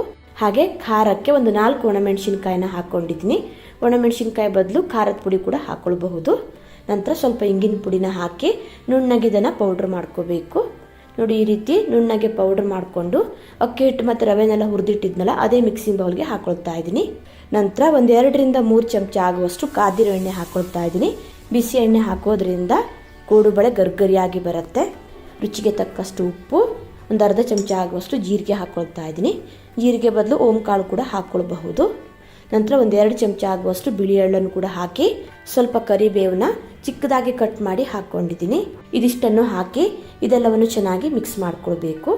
ಉಪ್ಪು, ಖಾರ ಮತ್ತು ಎಣ್ಣೆ ಎಲ್ಲ ಹಿಟ್ಟೊಳಗೆ ಚೆನ್ನಾಗಿ ಮಿಕ್ಸ್ ಆಗಬೇಕು. ನೋಡಿ ಈ ರೀತಿ ಚೆನ್ನಾಗಿ ಇದನ್ನು ಮಿಕ್ಸ್ ಮಾಡಿಕೊಂಡು ಸ್ವಲ್ಪ ನೀರು ಹಾಕಿ ಹಿಟ್ಟನ್ನು ಕಲಿಸ್ಕೊಳ್ಬೇಕು. ಒಂದೇ ಸಲ ನೀರು ಜಾಸ್ತಿ ಹಾಕ್ಕೊಳ್ಳಿಕ್ಕೆ ಹೋಗಬೇಡಿ, ಹಿಟ್ಟು ತೆಳ್ಳಗಾಗೋ ಚಾನ್ಸಸ್ ಇರುತ್ತೆ. ನೋಡಿ ಈ ರೀತಿ ಚೂರಿ ನೀರು ಹಾಕ್ಕೊಂಡು ಹಿಟ್ಟನ್ನು ಚೆನ್ನಾಗಿ ಕಲಿಸ್ಕೊಳ್ಳಿ. ಚಪಾತಿ ಹಿಟ್ಟನ್ನ ಅದಕ್ಕಿಂತ ಸ್ವಲ್ಪ ಗಟ್ಟಿಯಾಗಿ ಕಲಿಸ್ಕೊಳ್ಬೇಕು, ತುಂಬ ಏನಲ್ಲ. ನೋಡಿ ಈ ರೀತಿ ಹಿಟ್ಟನ್ನು ಕಲಿಸ್ಕೊಂಡು ಹಿಟ್ಟು ಸಾಫ್ಟ್ ಆಗೋ ತನಕ 2-3 ನಿಮಿಷ ಹಿಟ್ಟನ್ನು ಚೆನ್ನಾಗಿ ನಾದ್ಕೊಳ್ಳಿ. ನೋಡಿ ಈ ರೀತಿ ಹಿಟ್ಟನ್ನು ಚೆನ್ನಾಗಿ ಕಲಿಸ್ಕೊಳ್ಳೋದ್ರಿಂದ ಕೋಡುಬಳೆ ತುಂಬಾ ಚೆನ್ನಾಗಿ ಬರುತ್ತೆ. ನೋಡಿ ಹಿಟ್ಟು ಈ ಹದದಲ್ಲಿರಬೇಕು, ತುಂಬ ಗಟ್ಟಿನೂ ಇರಬಾರ್ದು, ತೆಳ್ಳಗೂ ಇರಬಾರ್ದು. ಈ ರೀತಿ ಇದ್ದರೆ ಪರ್ಫೆಕ್ಟಾಗಿ ಬರುತ್ತೆ ಕೋಡುಬಳೆ. ಹಿಟ್ಟು ಕಲಸಿ ನಾದ್ಕೊಂಡಾದಮೇಲೆ ನೆಕ್ಸ್ಟ್ ಇವಾಗ ಕೋಡುಬಳೆ ಹೇಗೆ ಮಾಡೋದಂತ ನೋಡೋಣ. ಸ್ವಲ್ಪ ಹಿಟ್ಟನ್ನು ತಗೊಂಡು ಕೈಯಿಂದ ನೋಡಿ ಈ ರೀತಿ ಹೊಸೆದು ಉದ್ದಕ್ಕೆ ರೌಂಡಾಗಿ ಮಾಡ್ಕೊಳ್ಬೇಕು. ನಂತರ ಕೋಡುಬಳೆ ಯಾವ ಸೈಜಲ್ಲಿ ಬೇಕು ಅಂತ ನೋಡಿಕೊಂಡು ಚಿಕ್ಕದು ಬೇಕು ಚಿಕ್ಕದು ಮಾಡ್ಕೊಳ್ಬಹುದು, ಸ್ವಲ್ಪ ದೊಡ್ಡದು ಬೇಕು ದೊಡ್ಡದು ಕೂಡ ಮಾಡ್ಕೊಳ್ಬಹುದು. ನಾನಿಲ್ಲಿ ಹೆಬ್ಬೆರಳಿಗೆ ಒಂದು ಸುತ್ತ ಹಾಕಿ ಕೋಡುಬಳೆನ ಮಾಡ್ಕೊತಾ ಇದ್ದೀನಿ. ಈ ರೀತಿ ಮಾಡ್ಕೊಳ್ಳೋದ್ರಿಂದ ಎಲ್ಲ ಕೋಡುಬಳೆ ಒಂದೇ ಸೈಜಲ್ಲಿ ಇರುತ್ತೆ. ನೋಡಿ ಇದು ರೆಡಿ ಆಯಿತು. ಇದೇ ರೀತಿ ಈಸಿಯಾಗಿ ನಾವು ಕೋಡುಬಳೆನ ಮಾಡ್ಕೊಂಡ್ರೆ ಆಯಿತು. ನೋಡಿ ಇನ್ನೊಂದು ಕೋಡುಬಳೆನ ಮಾಡಿ ತೋರಿಸ್ತಾ ಇದ್ದೀನಿ. ನೋಡಿ ಹೆಬ್ಬೆರಳಿಗೆ ಒಂದು ರೌಂಡ್ ಹಾಕಿ ನಂತರ ಅದನ್ನು ಕಟ್ ಮಾಡಿಕೊಂಡು ಕೊನೆಗೆ 2 ತುದಿನ ಸ್ವಲ್ಪ ಪ್ರೆಸ್ ಮಾಡ್ಕೊಂಡು ಕ್ಲೋಸ್ ಮಾಡಿದರೆ ಕೋಡುಬಳೆ ರೆಡಿ ಆಗುತ್ತೆ. ಇದೇ ರೀತಿ ನಾನಿಲ್ಲಿ ಎಲ್ಲ ಕೋಡುಬಳೆನೂ ಮಾಡಿಟ್ಕೊಂಡಿದ್ದೀನಿ. ನಂತರ ಇದನ್ನು ಎಣ್ಣೆಲಿ ಫ್ರೈ ಮಾಡ್ಕೋಬೇಕು. ಎಣ್ಣೆನ ಮೀಡಿಯಮ್ ಆಗಿ ಕಾಯಿಸ್ಕೊಂಡಿರಬೇಕು. ಎಣ್ಣೆ ಸರಿಯಾಗಿ ಕಾದಿಲ್ಲ ಅಂದರೂ ಕೋಡುಬಳೆ ಎಣ್ಣೆ ಹಿರ್ಕೊಳ್ಳುತ್ತೆ.